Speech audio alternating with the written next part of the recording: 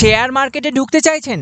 সাবধান, যদি এই তিনটি সত্য না জানেন তাহলে আপনি নিশ্চিতভাবে লস করবেন শেয়ার মার্কেটে। আজ আমি আপনাদের দেখাবো তিনটি সত্য যা প্রতিটা বিগিনার্স যারা শেয়ার মার্কেটে জার্নি শুরু করছে তাদের জানা দরকার। বিকজ ট্রাস্ট মি, এগুলো না জেনে আমরা যদি শেয়ার মার্কেটে জার্নি শুরু করি আমরা বিনা কারণেই অনেক টাকা লস করব এবং ফ্রাস্ট্রেশনে ভুগবো। সো আপনি যদি সিরিয়াস হন শেয়ার মার্কেট থেকে টাকা বানানোর জন্য তাহলে পুরো ভিডিওটি শেষ পর্যন্ত দেখুন এবং আপনি জানতে পারবেন তিনটে সত্য যা শেয়ার মার্কেটের বেশিরভাগ লোক জানেই না, যেটা না জানার কারণেই বেশিরভাগ লোক শেয়ার মার্কেটে লস করে। Share market is not A job, it is a business. বেশিরভাগ মানুষের মেন্টালিটি জব মেন্টালিটি, মানে এক মাস পরে আমাদের কিছু মাইনে আসবে, কিছু স্যালারি আসবে, কিছু টাকা পাবো, এমন মেন্টালিটি বেশিরভাগ মানুষে। তাই কি করে, মনে করে যে শেয়ার মার্কেটে যদি আমরা ট্রেড করি বা ইনভেস্ট করি প্রতি মাসে বা প্রতি সপ্তাহে আমাদের কিছু পার্সেন্টেজ প্রফিট হবে। যেমন ব্যাংকে টাকা রাখলে একটা কোয়ার্টারলি বা ইয়ারলি আমাদের ইন্টারেস্ট দেয়, শেয়ার মার্কেটেও টাকা রাখলে সেমভাবে আমরা ইন্টারেস্ট পাবো, মানে প্রতি মাসেই একটা নির্দিষ্ট অ্যামাউন্ট আমাদের ব্যাংকে আসবে, 10,000 টাকা, 15,000, 20,000 টাকা। বাট এটা সত্য নয়। শেয়ার মার্কেট একটা বিজনেস। যেমন ধরুন আপনার কোনো একটা দোকান রয়েছে, দোকানে আপনি কিছু প্রোডাক্ট কিনে নিয়ে এসেছেন, প্রোডাক্ট কিনে নিয়ে আসার দিনেই কি সেটা বিক্রি হয়ে যায় বা তার পরের দিনেই কি সব বিক্রি হয়ে যায়? কিছু প্রোডাক্ট যেদিন আমরা কিনে নিয়ে আসি সেদিন বিক্রি হয়, আবার কিছু প্রোডাক্ট একদিন পরে বিক্রি হয়, কিছু প্রোডাক্ট এক মাস পরে বিক্রি হয়, আবার কিছু প্রোডাক্ট আছে 1 বছর পরে বিক্রি হয়।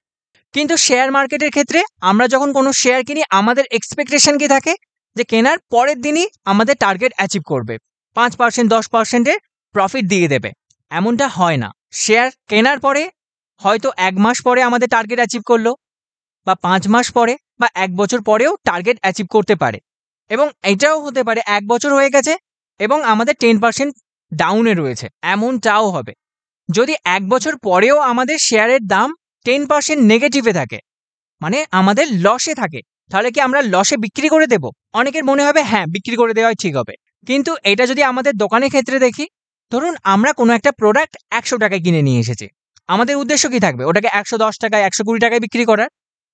কোনো একজন বায়ার যদি এসে আমাদের বলে যে ওই প্রোডাক্টটা আমাদের 90 টাকায় বিক্রি করার জন্য, তাহলে কি আমরা বিক্রি করে দেব? সেটা যদি ভালো প্রোডাক্ট হয় এবং তার এক্সপায়ারি ডেট না যদি আসে তাহলে আমরা বিক্রি করব না। যখন তার বায়ার আসবে, যখন আমাদের দামে বায়ার আসবে যে 110 টাকায় বা 20 টাকায় বায়ার আসছে, তখনই আমরা বিক্রি করব। কিন্তু শেয়ার মার্কেটের ক্ষেত্রে আমরা এটা করি না, আমরা তার অপোজিটটা করি। যখন শেয়ারের দাম কমে যায় তখন আমরা বিক্রি করে দিই লসে। আর যদি আমাদের একটু প্রফিট হয়, ধরুন আমরা 100 টাকায় কোনো শেয়ার কিনেছি আর আমাদের টার্গেট 110 টাকায় গেলে বিক্রি করব। কিন্তু অনেকদিন এক জায়গায় পড়ে থাকার পর যখন শেয়ার প্রাইস একটু 101 টাকা, 2 টাকা, 5 টাকা হয়, তখন আমাদের ভয় হয় যে আবার যদি নিচে চলে যায়। তাই আমরা ওই কম দামেই বিক্রি করে দিয়ে চলে আসি, অল্প প্রফিট করে। তো আমাদের শেয়ার মার্কেটকে একটা বিজনেসের মতো দেখতে হবে। যেমন আমাদের একটা যদি শপ থাকে, যেভাবে আমরা ওখানে প্রোডাক্ট চুজ করে আনবো, আমরা যে কোনো প্রোডাক্টকে চুজ করে নিয়ে আসবো দোকানের জন্য, চুজ করি না কিন্তু আমরা দেখি মার্কেটে কোনটা চলছে এবং কোনটার ফিউচারে ডিমান্ড আসতে পারে, সেরকম দেখে আমরা আমাদের দোকানে প্রোডাক্ট নিয়ে আসি।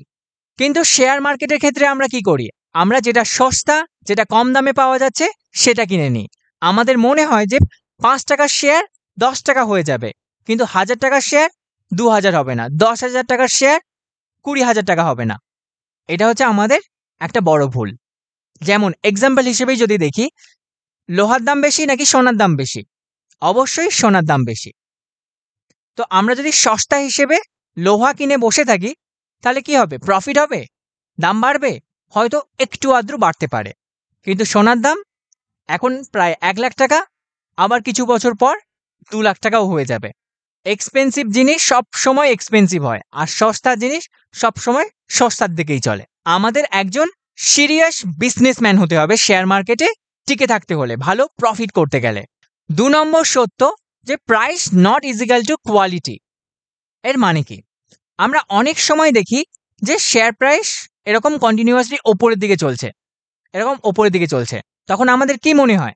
সত্যি বলুন, আমাদের মনে হয় যে এই কোম্পানিটা, যে কোম্পানিটা এরকম ওপরের দিকে চলছে, এটা হচ্ছে বেস্ট কোম্পানি, এবং তখন আমাদের লোভ হয়।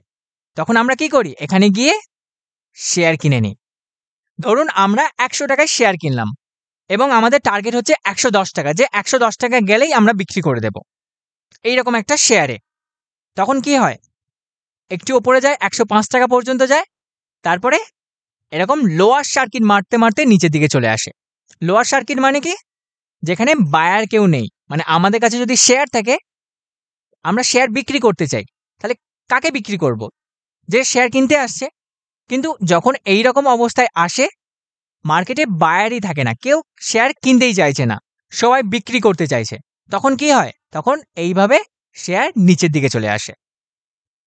আর অনেক সময় হয় যে শেয়ার প্রাইস এরকম নিচের দিকে যাচ্ছে, তখন আমরা এখানে যদি কিনে থাকি, আমরা ভয়ে এখান থেকে বেরিয়ে যাই। কারণ আমাদের মনে হয় যে শেয়ার প্রাইস পড়ছে মানে এটা খারাপ কোম্পানি। বেরিয়ে যাওয়ার পরে কি হয়? একটুখানি নিচে গিয়ে ওপরের দিকে চলে যায়। এটার কনক্লুশন কি? যে যদি কোনো কোম্পানির শেয়ার প্রাইস কন্টিনিউয়াসলি ওপরের দিকে যায়, সেটা যে ভালো কোম্পানি এর কোনো মানে নেই। আর যদি কোনো কোম্পানির শেয়ার প্রাইস নিচের দিকে যায়, সেটা যে খারাপ কোম্পানি এইটারও কোনো মানে নেই। ভালো কোম্পানির শেয়ার প্রাইস নিচের দিকে যেতে পারে এবং খারাপ কোম্পানির শেয়ার প্রাইস ওপরের দিকে যেতে পারে কিছু সময়ের জন্য, শর্ট পিরিয়ডের জন্য। বাট লং পিরিয়ডে, আমরা যদি লং টাইমে দেখি, ভালো কোম্পানির শেয়ার প্রাইস আবার ওপরের দিকে চলে যাবে এবং খারাপ কোম্পানির শেয়ার প্রাইস যতই ওপরে যাক, আবার নিচের দিকে চলে আসবে। তো বেশিরভাগ মানুষ শেয়ার মার্কেটে এই মিস্টেকটা করে, যে যদি কোনো কোম্পানির শেয়ার প্রাইস দেখে যে কন্টিনিউয়াসলি ওপরের দিকে যাচ্ছে, সেটাকে মনে করে যে ভালো কোম্পানি এবং সেখানে গিয়ে শেয়ার কেনে এবং তারপরে সেখানে ফেঁসে যায়। আর যখন দেখে কোনো একটা কোম্পানির শেয়ার প্রাইস নিচের দিকে যাচ্ছে, সেটাকে খারাপ কোম্পানি মনে করে এবং সেখান থেকে দূরে থাকে, বা যদি তার শেয়ার কেনা থাকে সেখানে লসে বিক্রি করে বেরিয়ে আসে। এটা হচ্ছে আমাদের একটা বড় ভুল। ৩ নম্বর সত্য, share market is not a get rich quick scheme. 25 দিন মে পয়সা ডাবল, এমনটা এখানে হয় না।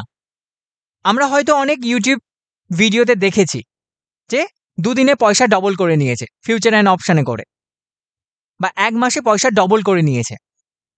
বাট সেটা কতদিন করতে পেরেছে? কন্টিনিউয়াসলি করে করে গেছে প্রফিট, নাকি 1 মাসে ডবল করে তারপরের মাসে পুরো ক্যাপিটালই জিরো হয়ে গেছে? তো শেয়ার মার্কেট কোনো স্কিম নয়, বা শেয়ার মার্কেট কোনো লটারির টিকিট নয় যে আমরা কোনো একটা কোম্পানির শেয়ার কিনলাম বা শেয়ার মার্কেটে টাকা ইনভেস্ট করলাম, 1 বছর পরে ডাবল হয়ে যাবে বা 1 মাস পরে ডাবল হয়ে যাবে। এমনটা এখানে হয় না। এখানে বিজনেস যেভাবে গ্রোথ করে, সেইভাবে আমাদের টাকাও গ্রো করে। কারণ আমরা এখানে বিজনেসে ইনভেস্ট করছি, বিজনেসে টাকা দিচ্ছি। যেমন বিজনেসে আমরা টাকা দেব, তার যেমন গ্রোথ হবে, আমাদের টাকারও তেমনই গ্রোথ হবে। আশা করি আজকের ভিডিওটি থেকে আপনি নতুন কিছু শিখতে পেরেছেন, জানতে পেরেছেন। আমরা পুরো একটা প্লেলিস্ট বানাচ্ছি শেয়ার মার্কেটের বেসিক থেকে অ্যাডভান্স পর্যন্ত। আপনি যদি আগের ভিডিওগুলি না দেখে থাকেন, এই ভিডিও ডেসক্রিপশনে লিংক দেওয়া রয়েছে, ওখান থেকে চেক করে নিতে পারবেন। ভিডিওটি ভালো লাগলে অবশ্যই লাইক দেবেন। আগামী দিনের ভিডিওগুলি দেখার জন্য চ্যানেলটি অবশ্যই সাবস্ক্রাইব করবেন এবং আপনার বন্ধু, ফ্যামিলি মেম্বার যারা শেয়ার মার্কেটে নতুন আসছে, তাদের সাথে এই ভিডিওটি অবশ্যই শেয়ার করবেন। শেয়ার করার মাধ্যমে আমরা একসাথে গ্রো করতে পারবো। আবার দেখা হবে নেক্সট ভিডিওতে। ধন্যবাদ।